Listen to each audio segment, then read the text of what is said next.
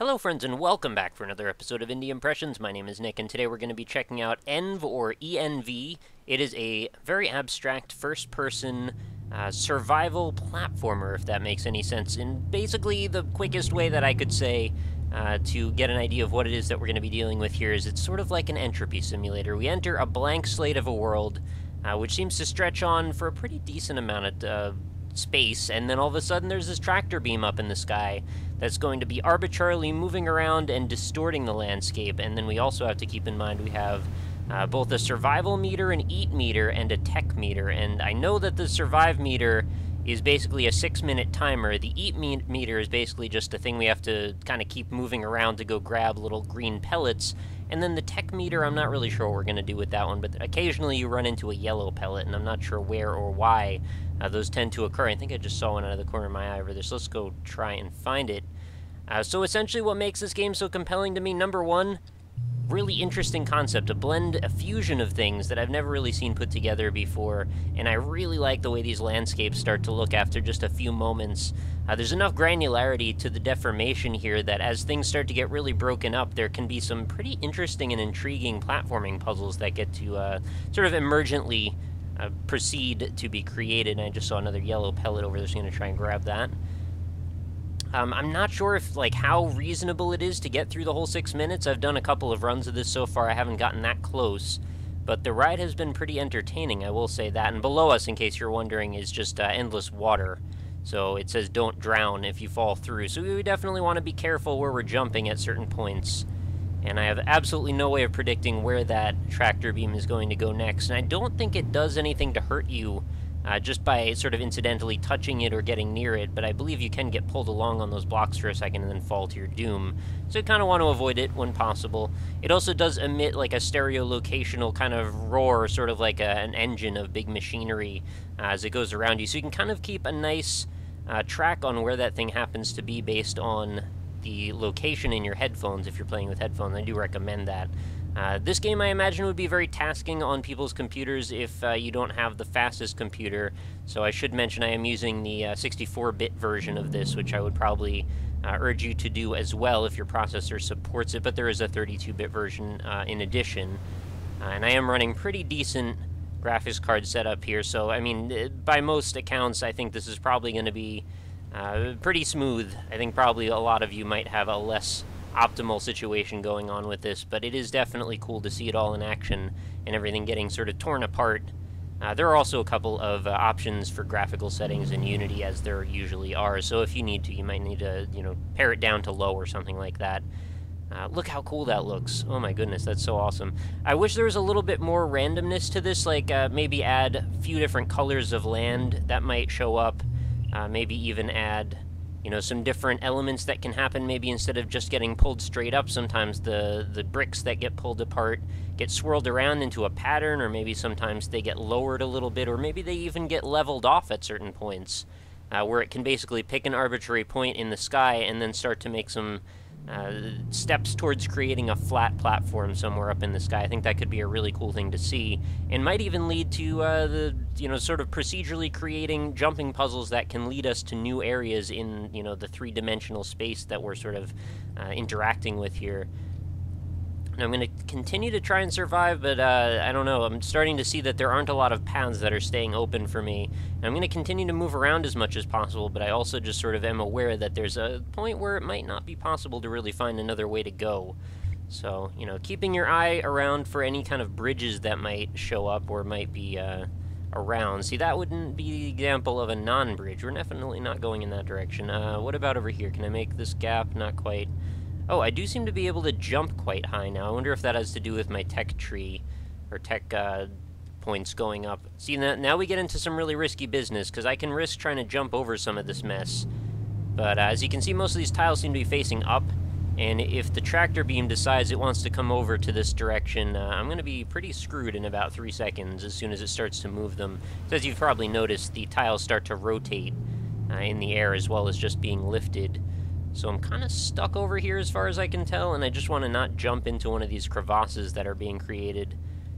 This is just one of those games, the second I saw it, I was like, this is absolutely going on the show. I love these patterns that get created by things getting broken and distorted And oh my goodness, it's coming after me now.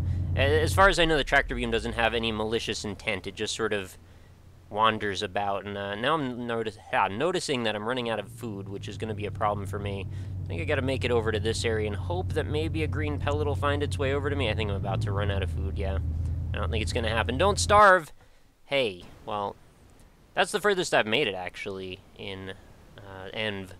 So, you know, I think that was actually a reasonably okay run. I'd love to see the end of this, but I'd also love to see an example of maybe getting a bit of more traction towards climbing up into the sky, because I think that there are situations where if this beam will move along at a reasonably, you know, even-keeled pace, it can lift a lot of tiles up to like a reasonably similar vertical space in the air, and then I might be able to actually climb up and make a little tree house up in the sky or something like that, which could be a lot of fun. Yeah, I'd also love to see some other options, like maybe having it be dark or have like a day-night cycle to this. There could be some lighting effects that might make this even crazier, but then again, you probably don't want to destroy people's computer processors any more than we already are. But, you know, just kind of things you could have fun with, as well as perhaps adding some simple rudimentary AI monsters to things. I think you should definitely stock up on food early in this game when possible, because you can see where the little food dropper bot is floating about, and if you could try to follow him around for a little bit and grab a bunch of these pellets, maybe you'll have a little bit less worries later on. Although maybe there's a cap to how much food you can eat at one time, I'm not really sure. I wasn't really watching that 100%. Would be kind of sweet, too, if there was like a goal up in the sky somewhere, and maybe if you could continue to climb up these things, maybe you could get to some arbitrary optional extra path that could lead you to having like double jump or something to give you a little bit more of an advantage. I'm gonna guess probably all tech does is make your jump a little bit better each time you pick up one of those nuggets. So that would be definitely a thing we want to grab as often as possible. If I could grab many more of them, I would love to see where we could get to with that. But I feel like I'm already jumping substantially higher just by holding down spacebar a little bit longer. Is there another green pellet around the corner? I thought I saw something over here. I also don't know if the green pellets and yellow pellets eventually dissipate. Maybe they just, you know, don't stick around for too long, and if you don't grab them after a while, they're gone. Or maybe they stay around forever, which could be pretty interesting as well, giving you a reason to sort of maneuver your way around the map.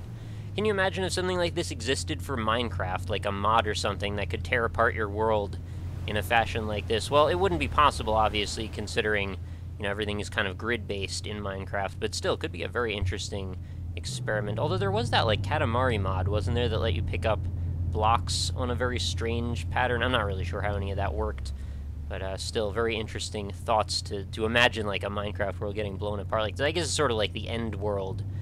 Sort of looks a little bit like that, with things floating all about.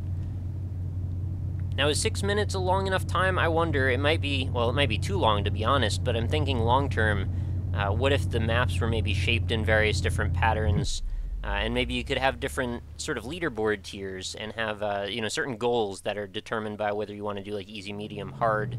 Imagine surviving this indefinitely versus all your friends on a leaderboard. How fun would that be?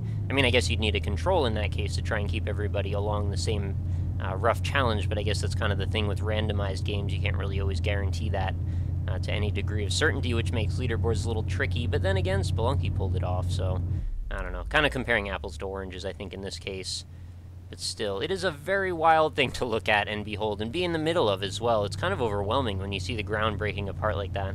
I should probably be taking some more risks as I try to jump over some of these broken up blocks, just to be a little bit more exciting. Because, you know, the platforming controls, if you've played any Unity games, probably be pretty used to them by now. Similar feel, there's always a little bit of, like, slidiness to things. And that was definitely not an ideal way to cross that space, but, well, I was going to say it worked. However, it did not. I drowned. So, I think that's going to be the end of Env. So feel free to go grab it. It's a free game. Grab the build that is right for your computer and enjoy. Let me know how far you can make it. The link is going to be in the description. I'd love to hear from you in the comments about what your opinions are of a game like this. What do you think might be done to improve or augment the experience? I'd love to see what other directions maybe people can imagine this going in. So as it stands, it's pretty freaking cool. I would love to see it developed further, though. And I'm not really sure it will necessarily be developed further, but if the developer happens to stumble on this video, I'd love to hear from them as well. So thank you everybody for watching. As always, feel free to check out some more of my information in my description, including my social media links like my Twitter, my Facebook, my website, of course, and my Twitch page. So head on over to indie-impressions.com if you want to find out more in the series. Over 600 other videos that I've covered. New episodes go up every single day. So I hope to see you back for another one tomorrow, and I hope you enjoyed this one.